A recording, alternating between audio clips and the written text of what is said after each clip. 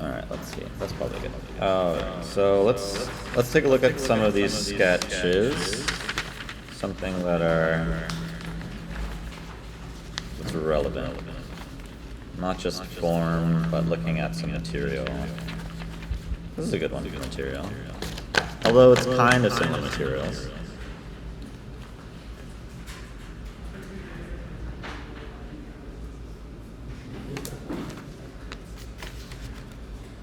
Okay, we can put that to the side. Wait, this is a good one too. Okay. That's also good. We could probably do a version of that. Okay, great.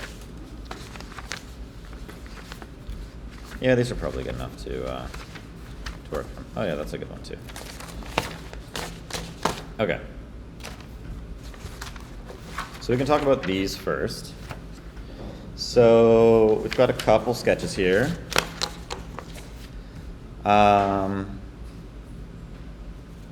Here we've got a painted, or some sort of lounger chair, some sort of felted, kind of beige material with, what looks like a kind of a metallic leg frame.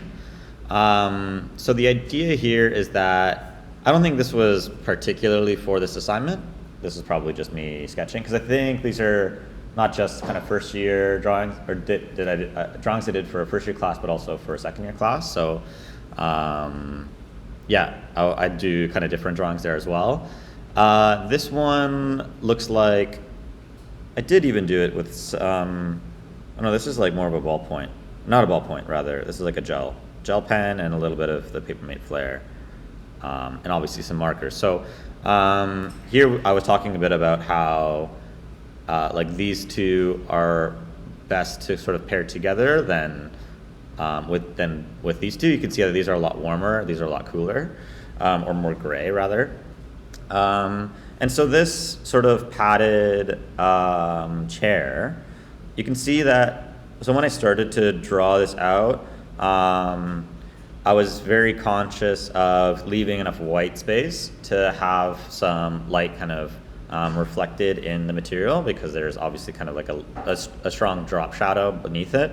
So, and I really wanted to like preserve the silhouette of the shape, so I didn't even bother doing kind of a really dark drop shadow, because I also had really dark legs. So, there were some design decisions here being made about just like making sure that this is very readable, very legible, but you can see the difference kind of between, or making this look a little bit softer, a little bit felted, is having a little bit of sort of visual noise from the marker. Obviously you can see sort of some streakiness here and here, because I am shading it to get the right tone first, and then I'm adding some texture on top of it. So that's something with like, looking at making, and so if we were just to do the inverse, then we'd have a very black and shiny chair with sort of like a soft felted legs, which is kind of weird, but whatever. This is probably a good one. Maybe we can do something similar where we just have like simple kind of cylinder. Here, what I was really showing was, actually, I think it might be best if I present it on top of a white. You can see that it's like slightly translucent, the paper, so having it on a white background makes it a little bit more legible. This is also something that we can start with, and I recommend you guys doing as well as part of your workflow. But you can see that this is it looks like quite a controlled, like neat sketch. If you look here, you can see the under sketch of me just using like a C1 or a C2 marker, a very light marker that once you add in a lot of, I don't even have a lot of tone value here because I wanted to, I guess, preserve that. But that's a really good way of sketching light so that then you can draw on top of it with something that's a bit more committal, like these, medium felt tip markers. If we were to draw just exactly that, then you would see a lot of lines. Like this one, the handle, it has like 5 different lines. If I were to draw that first with, I think I did draw it. I guess I just wasn't doing a very good job there, to be honest. But you can see the sort of premise here, and we can practice that as well, of having an under sketch on the page itself. You can do things with this marker paper that once you have a nice sketch that might be a bit busy, you can overlay it, or underlay it rather, and as long as the line weight here is nice and is strong enough, basically anything that's nice and dark, like this Papermate Flare, you can then also start your sketch again on top of it. So that's an important point. Any questions about this sort of technique? We're going to cover it. We can do it when we do our sketch together, so that we don't just go straight from ballpoint pen. Cool. Okay, this one. So the way that the two sort of tones here and the two maybe differences in material is that we've got a bit more of a matte gray plastic for this sewing machine, and then we've got a shinier orange plastic for the cover and the knob. So the idea here is that you need to leave a lot, if you want a plastic to be nice and shiny, you do need to leave a fair amount of white space and a lot of contrast. High contrast is great.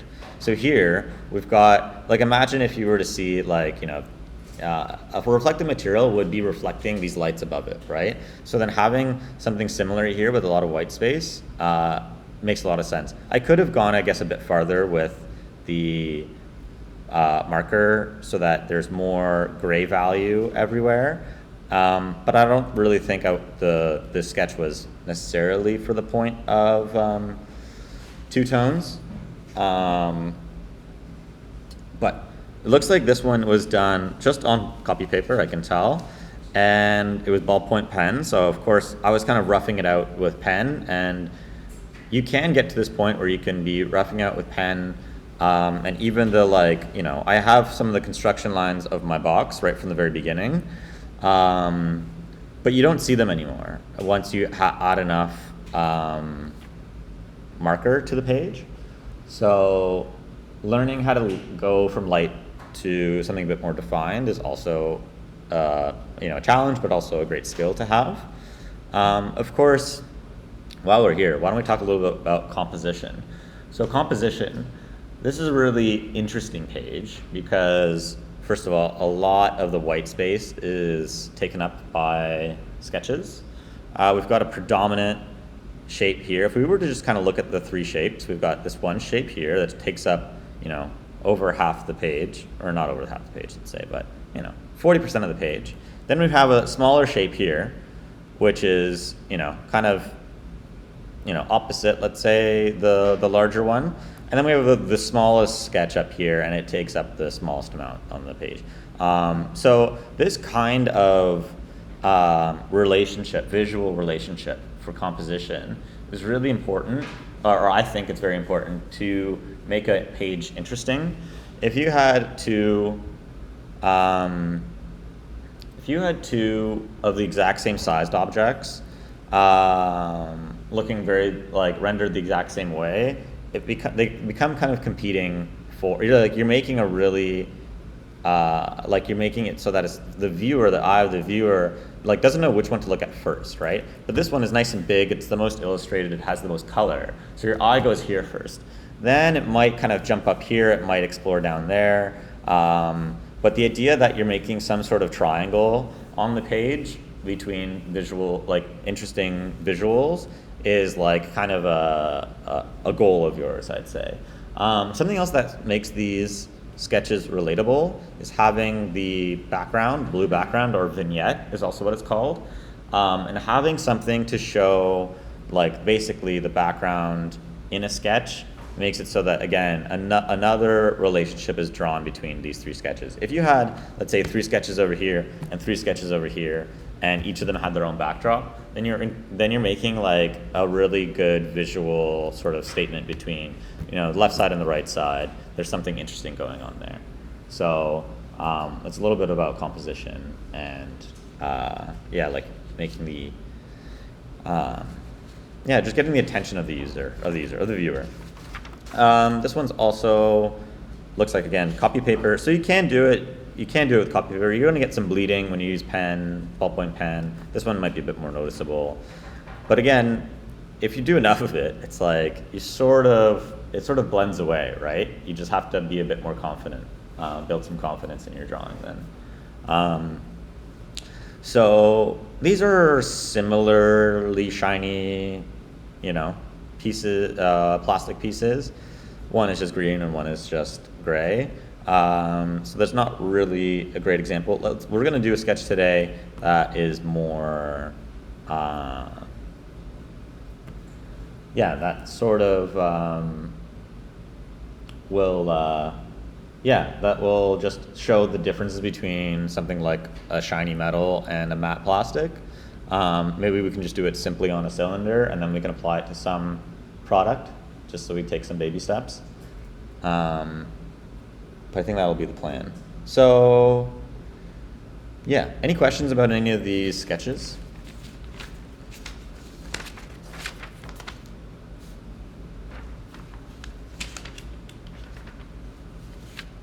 No? Okay. Okie dokie. All right, let's do, so we're gonna get some marker paper. Gonna have some tea. So we're gonna have, let's just do a simple one where we do, it'll be the same object, we're just gonna draw it two different ways. So I'm just gonna draw something like, why don't we do two sort of cylinders? Yeah. Okay, so let's just do kind of like two cones. I'm gonna start with two, when I want to have two sort of similarly sized sketches, I like to draw, and I know what their sort of the shapes are. I'm gonna draw two lines just so I have sort of a minor axis to work from. And here we're gonna draw a nice ellipse. Again, I warmed up before when you guys were coming in, so drawing ellipses now is a little bit easier after I've shaken off some of the rust. So having something like that, and then we're going to add in, we're just gonna have a little circle at the top because it's not gonna be like a complete, it's not gonna be a complete like sharp point. We're gonna have some roundness to it. And we're going to draw just a simple cylinder like that. And you'll notice that I'm gonna often be rotating my page. I recommend you do the same. Because right now, I could draw this towards me like this, but it's gonna be a real shit. You need to turn it, and I like to draw away from myself. It's so much easier to get that line down, and you wanna draw past the two lines. So I'm gonna have one there, and then another one here. So we've got some party hats or something going on here. That's fine. I'm gonna draw in another ellipse in the middle of these two guys. So one's gonna be there, and the other one's gonna be there. Now, if you were practicing your warm-up sketches, doing ellipses between 2 points or along a minor axis, doing that sort of thing, this becomes a lot easier to do, right? And again, doing it often, finding a frequency that works for you, all of that is very important.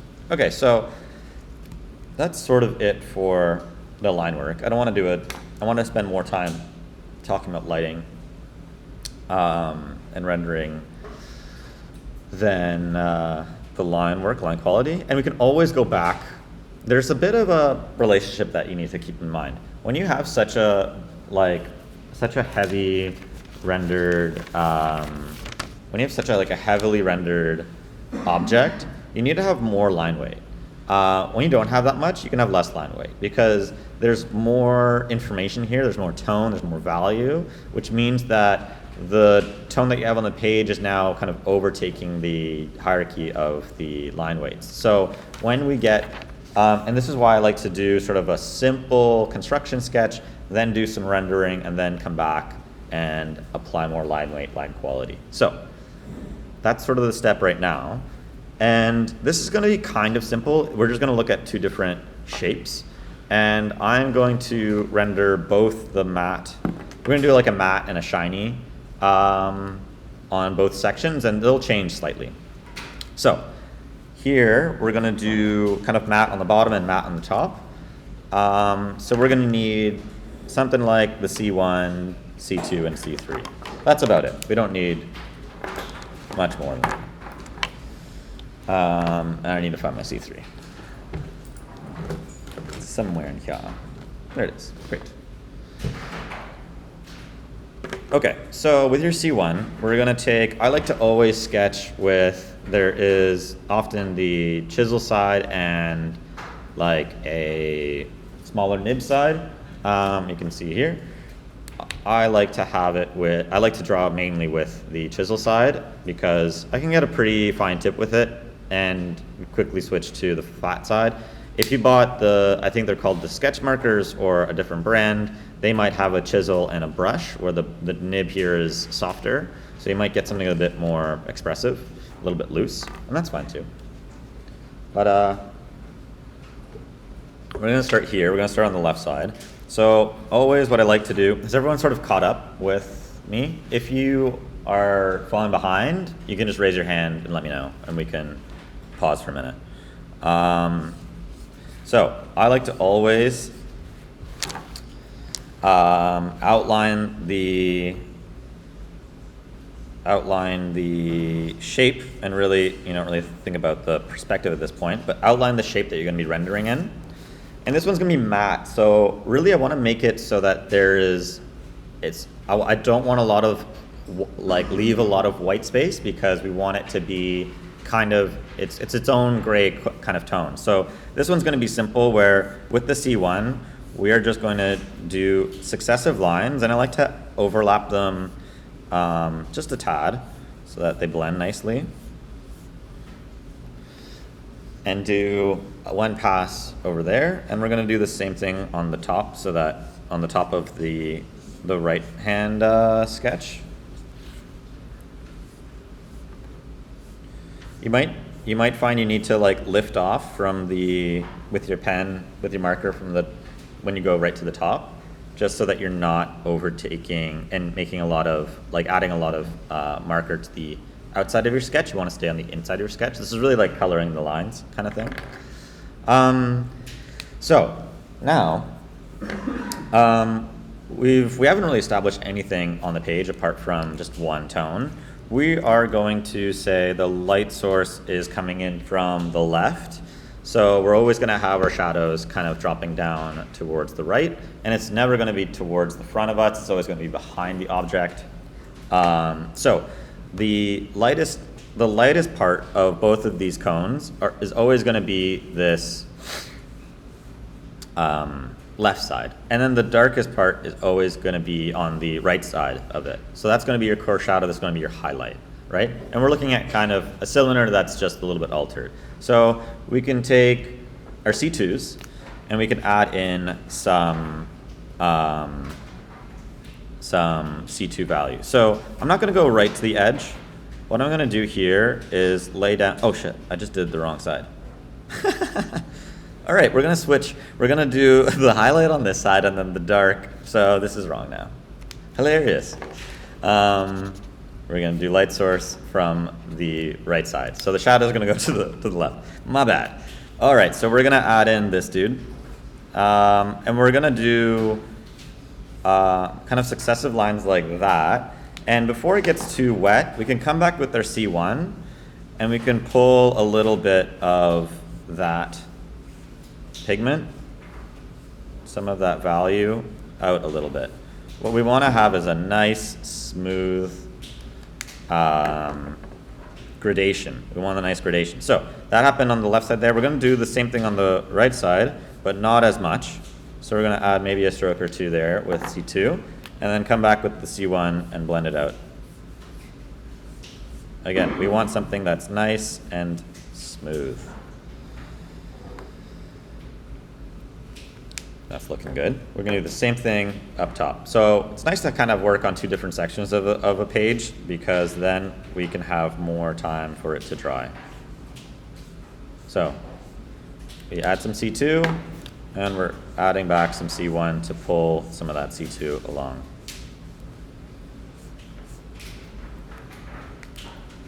Now when it's smaller up here, again, I'm now rotating. I'm not using the flat anymore. I'm using the point of my chisel to get a bit more of a concerned, like, you know, I'm a bit more accurate with where I place that C2. So that's important. So we've got that. And we can come back. It looks dark right now, but this will lighten up. Once it dries, it lightens up a little bit. And again, it's always better to start lighter and go darker than go too dark and kind of commit to the shade, the shadow. So now, right where we have our C2, I'm gonna drop in some more C3, and we're gonna do the same thing with the C3 and the C2. So always kind of working with an adjacent kind of tone, and we're gonna pull some of that along. Here I'm just gonna add some C2 because I don't think I need any more C3 on that side.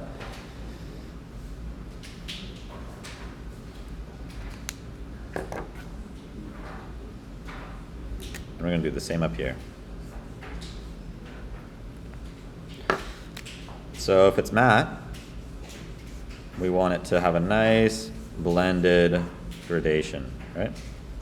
That is the plan, with nice reflected light. Looking pretty matte to me.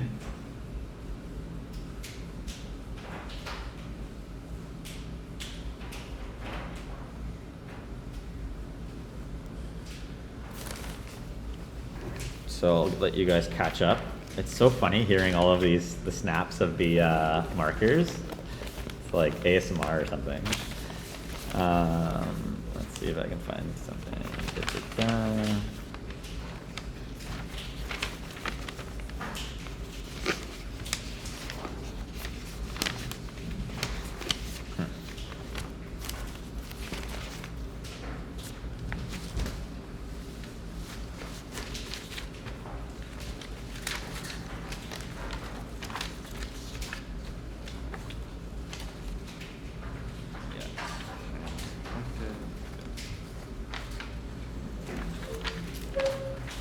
How are we all doing? Everyone okay?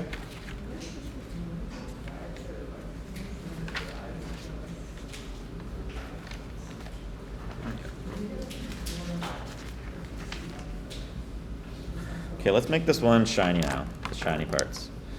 So we just use kind of C1, 2, 3. We've got 5 and 7 still to use. Did I get you guys to get a 4? No, right? Just those 5. Yeah. Okay, we can use that. So C5 and C7, we'll likely use a C3 as well. Okay, so obviously, if you notice up here, these two guys really have like a small amount of contrast. You know, they're very similar to each other. But if we were to, like, now that we jump up to using C5s and C7s, the fact that these guys jump every third, like every other one, right? C3, 5, and 7, you can see like a much higher contrast ratio.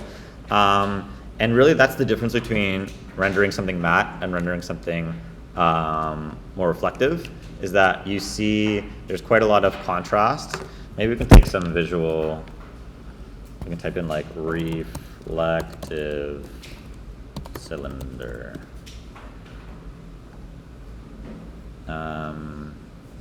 Yeah, let's see if there's one. These are kind of cool. I'd like one that's a little bit more. I wonder if this will work for me. Yeah, it's gonna be that. Stovetop.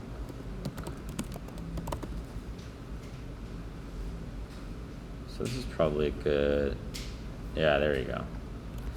Okay, so this is a good example. Again, finding something for reference is great. Here we have light kind of coming in on the left and the right side. If we look at this stovetop coffee maker, obviously you can change it. It It depends on the lighting, really, but what we need to show here is this kind of representation. It doesn't really matter, because it could be true that, like, we have some, really large white spots and some dark spots, but the technique is what I'd like to point out, is that we have some really dark darks right beside some really light lights. So the important bit about sketching a more metallic object is making sure that you preserve the white space of the page. You see how all of these have a different kind of sheen to it, right? Beautiful, beautiful. With that in mind, keep that in your mind's eye, and we'll do a sketch with these guys. Okay, so, oops. What we can do is start with a C7. Let's start with the C5. We can always go a bit darker. The idea here is that we're going to be a bit more concerned about where we put. We're going to have like a band of white. It makes sense if it's on the right side because that's where the light is coming from. So there's likely a large white light source, light box coming from here. But what we're also going to do is have some stronger contrast, right? That's what we're going to have to do. So yeah, you know what? Let's go with the C7. That's fine. Let's just jump right into the C7. We can always go even darker by adding some true black to the page as well. So the C7, what we're going to do is I'm going to draw, and actually maybe what I'll do this time is use the smaller end of my piece. And first, I'm also going to leave, I'm not going to draw right to that line. I'm going to draw these dark shapes just away from the lines, basically. I don't want to draw right to them. So we're going to start here, and we're going to draw a straight line down from, I'm going to go all the way down to there. And we're going to draw a couple of sort of lines that follow that ellipse. What you can also do is sort of make it kind of like this sort of serif eye shape. That's also a nice thing to do. So we're going to start with the darkest darks just because then we'll know how to preserve them later on. So having nice line quality here, again, rotating the page. This one can be a little bit thinner. That's fine. We're also going to add in another one here. Maybe let's make this one a little bit thicker. So we're going to start over here, and we're going to have, and it doesn't need to be right connected to this because that's not how the light will refract. But we can do a nice, strong, dark line like that. And again, we can do the same thing where it sort of goes on either side. A little bit of rounding here makes sense, like we saw in our references. And actually, beside this larger eye, we're going to have another one, another thin one. And we're going to, again, do the same sort of treatment. So we've kind of captured a nice bit of white space in there, which I want to keep. I definitely want to keep that. But all of these are facing, like the shape that, or the slant that I drew these at, are in reference to the undersketch, right? The form will tell you where you need to put your line, your light and shadow. So once we have that C7 on the side, actually let's do the C7 also on the top side. So we're going to do the same thing, but we're going to do it with, it's going to be a little bit more tricky because we're going to have to make it a bit more triangular. So you can see it, I started with a nice fat stroke, and then I didn't go all the way, I went kind of halfway, and then I brought up the other two lines to kind of fill it in. So we've got that one, and let's just do the same shapes that we did on that side.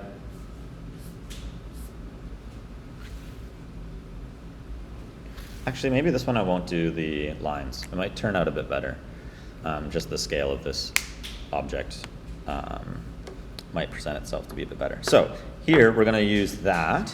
Then instead of doing, you know what, let's not do the C5 quite yet. We might add that in, but we're going to add in just some C3. So I'd like to do some C3 from, or maybe even less. Let's do like a C2. Let's do the C2. So the C2, I'm going to start on this side, and I'm going to go right to the edge of it, and I'm going to just have some nice streaky lines.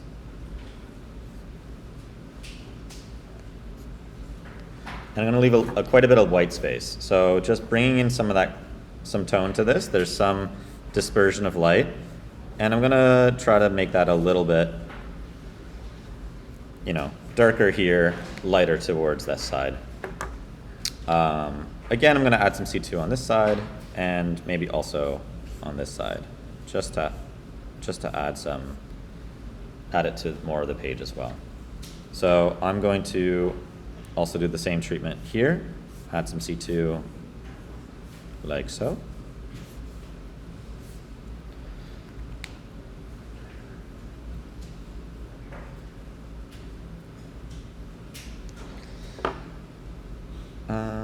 That's good.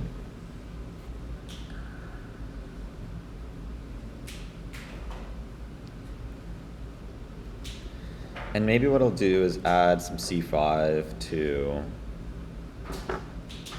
or maybe just some C3. Let's go with the C3. I want to just darken this side a little bit. So we're going to add some C3, and we're going to do a little bit of that blending as well. So C3 and then add some C2 to blend it out.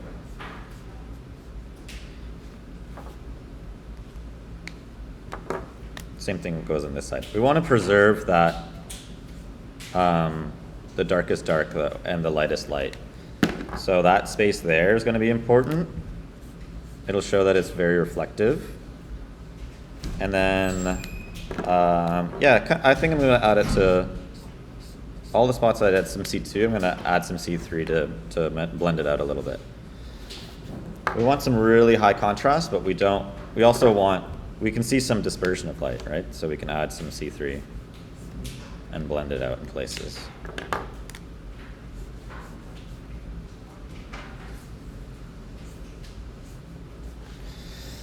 Cool. So some important things that I've left, again, are these white lines, because, again, this is another form of reality where we have every surface, it's not going to be, 0 pixels of a corner. There's going to be some roundness to everything.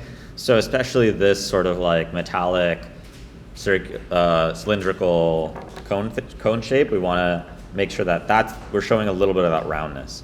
Now what I'm going to do is come back with this Papermate Flare, and we're going to add some really nice sharp lines to this side of the,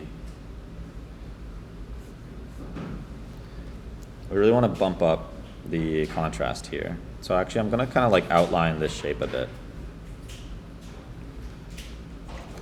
Darkest dark besides the lightest light.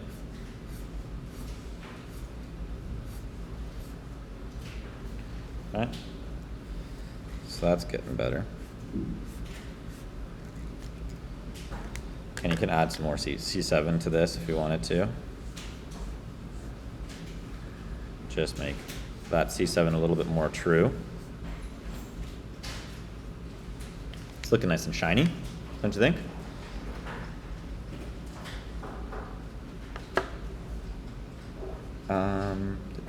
This is looking good. So, this is good. We've added a lot of tone now to two different materials, swap the different spots of it. Again, drying it at the same time was kind of a blessing in disguise, where you can wait for things to dry if you need to be, or you can act really quickly and make a nice smooth blend.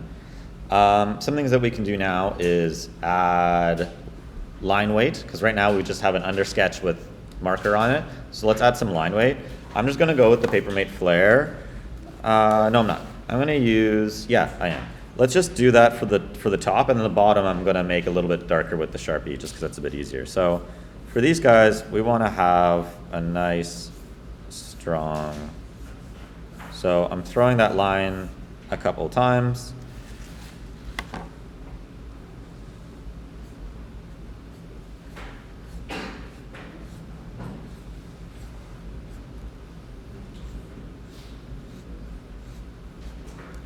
Right? Nice line weight.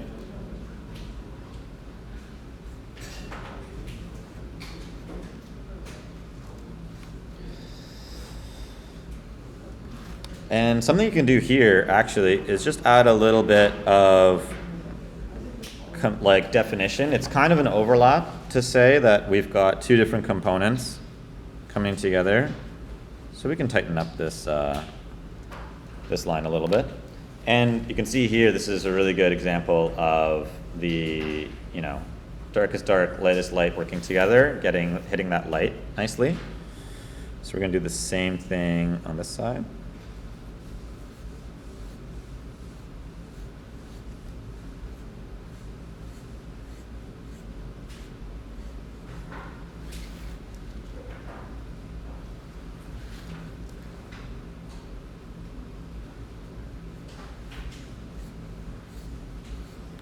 So I'm gentle, but I'm using the same, again, I'm locking my wrist to get this nice line.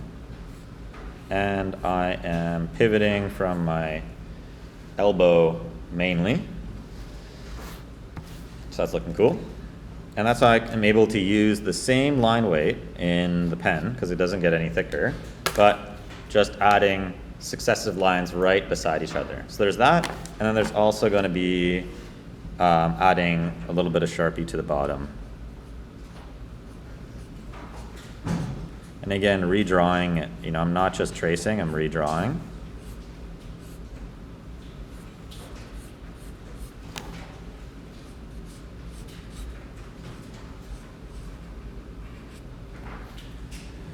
And this could be even thicker.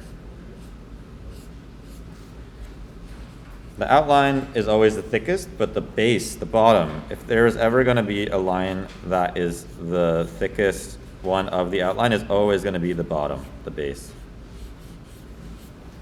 Because it's like we're almost adding kind of like a little bit of a drop shadow, almost, as line weight. Okay. Wow, I really screwed up my, my hand just went through a ton of pigment, so it's gotten a bit dodgy at the end there. So I don't think I let something dry. That's the problem. But let's see if we can fix it with some shading and maybe a vignette. Not that that's required, but we can just do it together, because why not? So, everyone cool with this? Yeah. To do a nice drop shadow, because we're just going to be making a triangle kind of in perspective. It's going to be coming again from the, let's just call it that sort of direction, right? So everything's going to be casting down like that. What we could do from the center is draw out kind of a line like that. We can do it on both sides, just so that it's like in perspective, going to be going off in similar directions. And then simply we can take that and then draw it back to the two tangents of the ellipse, like that. And we can add some nice, and I don't even mind seeing the sort of the other side of it, because we have so much pigment on the page. It shouldn't really bother too much. So what I like to do with these guys is, again, same idea. Draw the shape which you want to color in, and then we can add in some C7. This is a C7. I like to leave a little bit of white space. And the darkest dark should be right by this line. And then, so I'm adding some more C7 to those ends, and then leaving, you can leave the, high contrast, or you can take your C5, wherever that might be, and also kind of drop it in there. because it's a dark shadow, so it's quite a strong light source, but there's more light that's able to hit this part of the shadow rather than the part of the shadow that's right behind the object, so it's going to go a little bit lighter. There's always going to be that kind of gradation. So that looks a little bit more shiny to me. I think maybe because this one this got a little bit too blended around here. This is just sort of me reflecting on my reflective material. So maybe we can tighten it up with some other line work. Again, learning how to like save a sketch so that it doesn't, so that it's not, so that's usable. It's also a nice skill to learn. So there's adding just some more thin kind of strokes to it.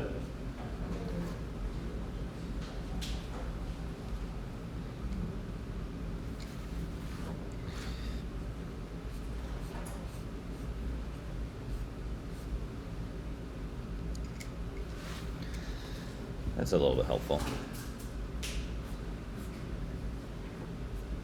So it's weird because it looks like you have some like really dark lines on the inside of your reflective material, and it's true, that's what happens.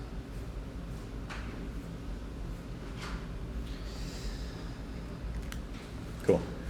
So we can also annotate this because that's nice to do. We'll learn how to do some nice writing as well. We can just call this matte. And this is going to be shiny.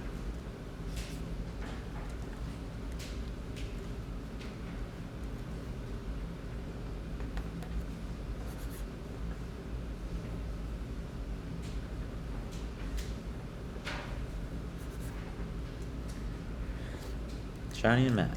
Matte and shiny. Cool.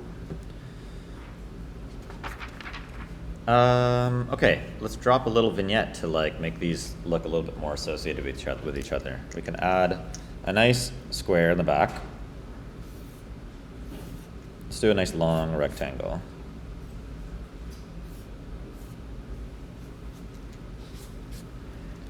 Okay. Something that's square to the page also looks a little bit better.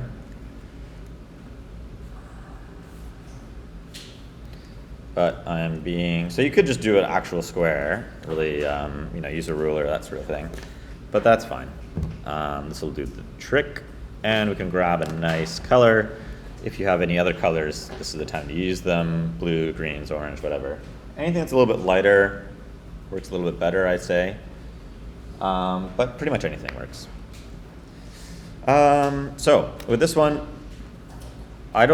since sometimes these vignettes use up a lot of the page, I like to have a kind of a streaky sort of texture to my vignettes, and it reads as green and it reads as a vignette, but you don't spend all of your pigment on the page. So it's the same process as always. Outline the shape that you want to color in. And what this does is just allows you to be a little bit less careful with where you put your strokes, your marks. And I always like to choose one side to be a bit darker and one side to be a bit lighter. So here I'll just go from this side. This is going to be the darker green side.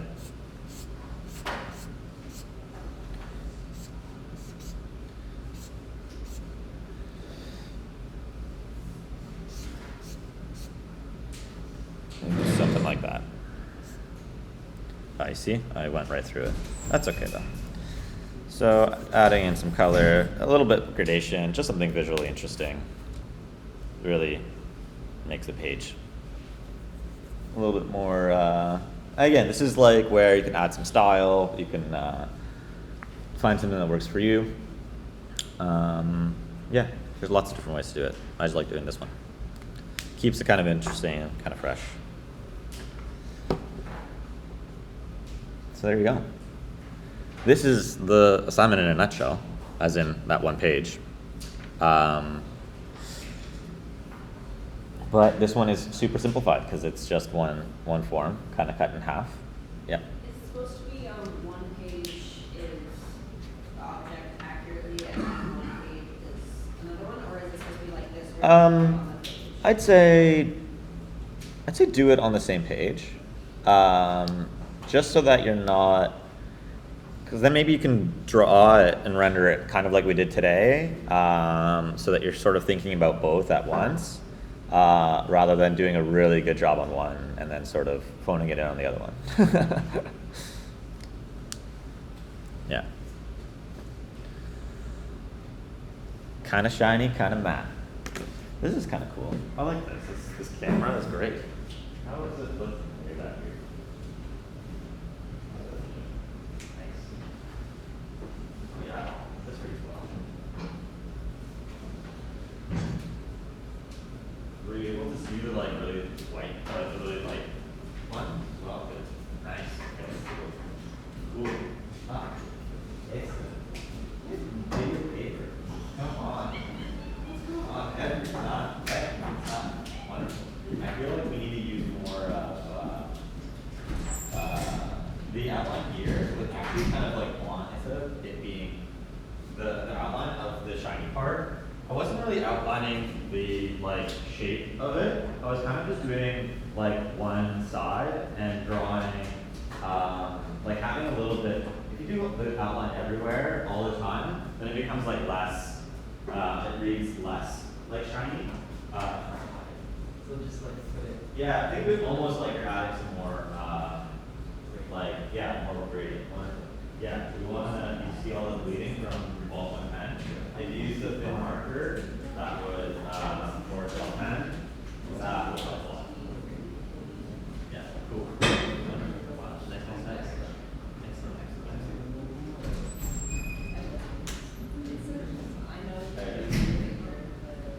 We're still using some nice thick tube copy pages.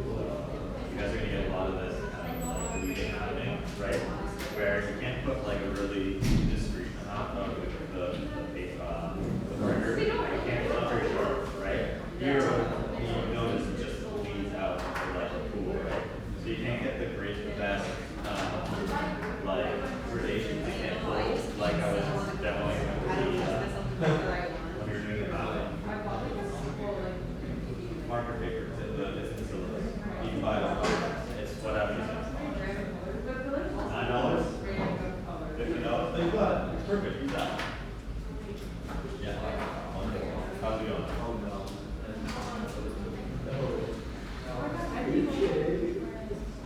Yes. Yeah.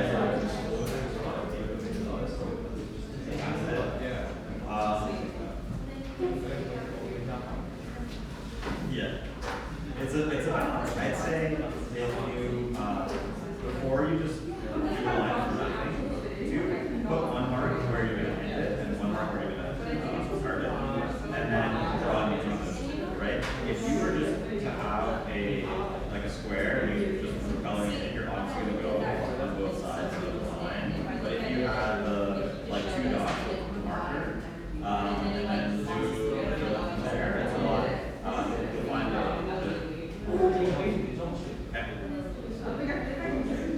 yeah, definitely practice your lessons. This one, these are looking a little bit pointy. Yeah, so definitely these are looking a bit better. But again, you see that this is along the fine tracks, so that this one is a little to the left, right? So, like before, when everyone's piloting, I was doing practice, right? Like you have to do these are good. Then we get to I actually don't mind that. I don't mind that. Like, yeah. I mean, it's like I'm looking more at the like not necessarily the quality of the neatness. I'm looking at like this is a really good effort. So like you're doing that very well. I'd say maybe try it a little bit quicker so that it doesn't like leave too much. Maybe too much. Yes. I typically hold it like much farther back, and then when if you hold it very close, if you hold it, yeah. If you were to be, is this marker paper? This is a different kind of marker paper, also mine. I like it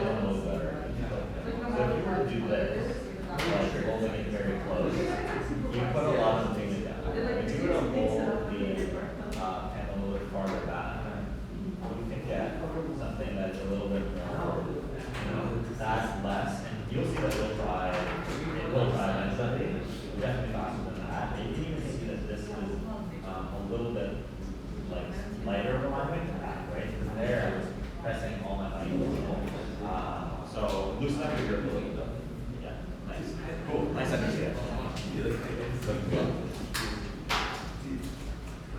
what you're. It looks, you can see through it, right? Yeah. Great. Yeah, so I'm noticing that as well, like mine, oh, you don't see it, but yeah, I would say that the marker that you use it, it does teach me to wait for it to dry before you kind of pull in more color. You're using these gel pens, right? Yeah, sometimes they have a tendency to stay on the surface, like here is still a little bit white, you can see the light, you can see it kind of reflective.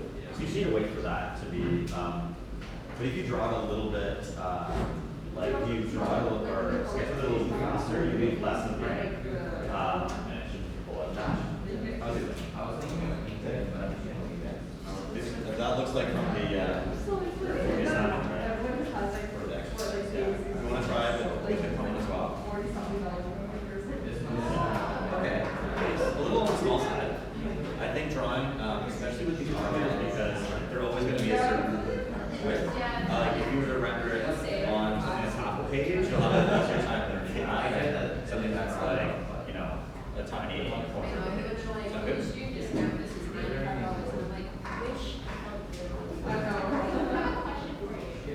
Oh.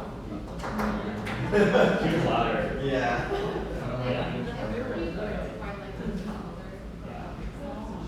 Well, first of all, I buy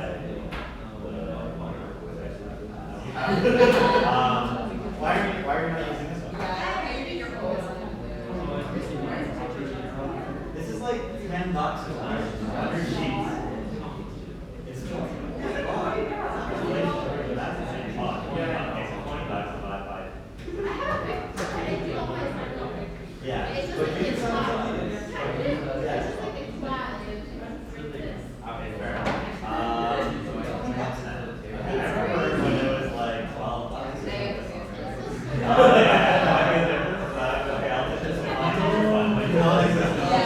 Right? But this should last you if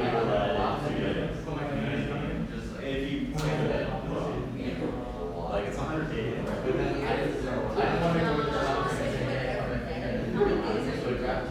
Yeah, I mean, it's always going to be this. I guess. Okay, I would say that generally it's just too small. Okay, cool. So your question was, sorry, what was your question? Giving you a hard time. Oh, okay. I would say, I mean, whatever you like. I like complementary colors.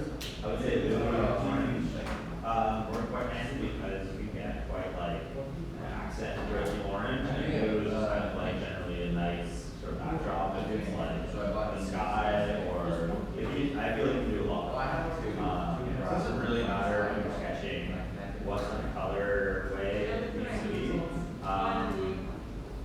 As long as you are, yeah, I think it's just a nice to like grab the attention of the viewers, right? Something complimentary makes sense, just like scientifically, but you can also do like that.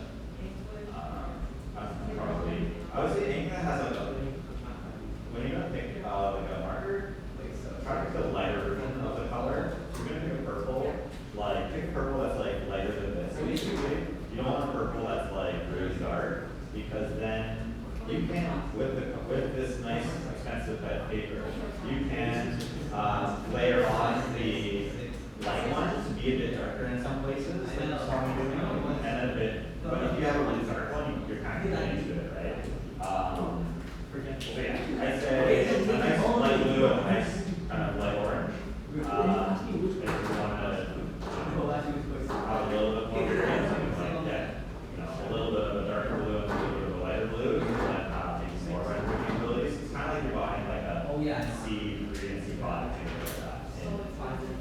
Yeah, but these will last you like the markers that you bought, for this one box will last you. Okay, so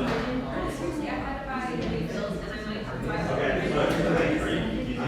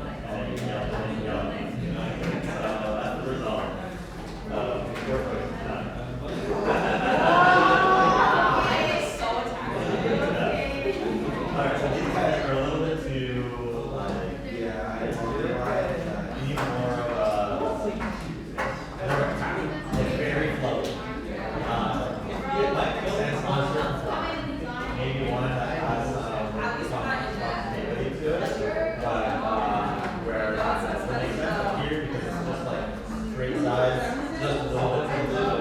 We're looking at kind of like a straight angle. Like this one is more left more like. Oh yeah, this one really. Yeah.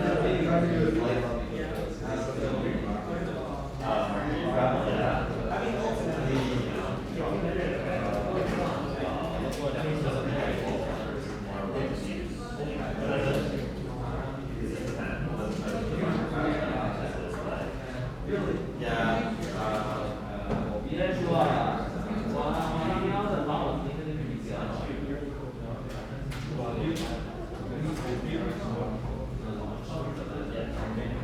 yeah. I think you want to. Oh yeah. Yeah, but he said like a really big perspective, yeah, this is just like yeah, like okay, so from that perspective, you basically just have this like random block. Yeah. I'd much rather you have some sort of like constructed cylinder that you know you can see going that way and like how it does. You know what I mean? Like the perspective needs to be this is just like it's this object. Yeah, it's not really. I would say that the object's okay. You're really looking at like sort of a glossy wood and like I don't have to or is that like this would also be fun to do.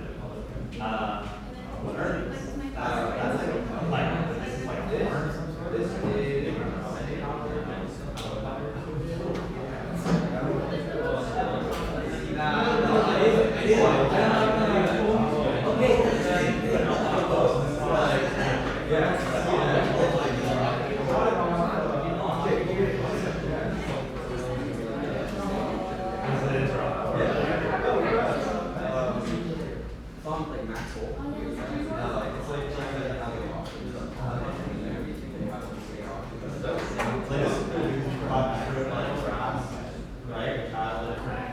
that's a little bit less romantic than a really shiny, what is that, horn?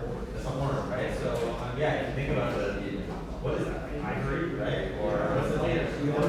Right? So it's a very shiny, hard material, right?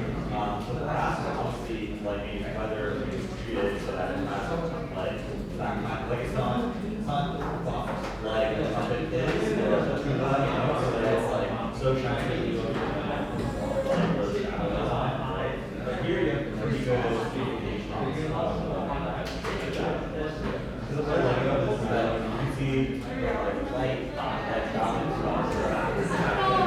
and then it's like how it changes, right? Like it's very dispersed and it's like wow, we've got like real like white lines. Yeah, those are good. Just make sure you get a good perspective. Yeah, I just think these put them. No worries.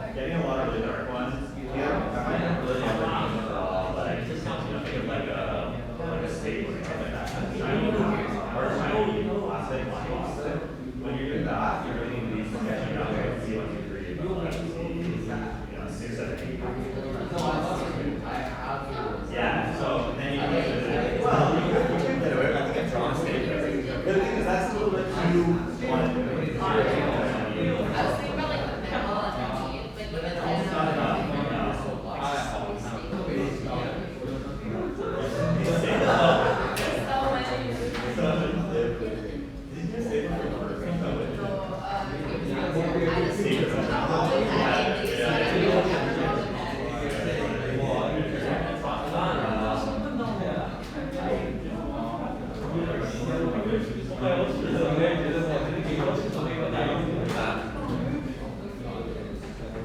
time? 10 o'clock.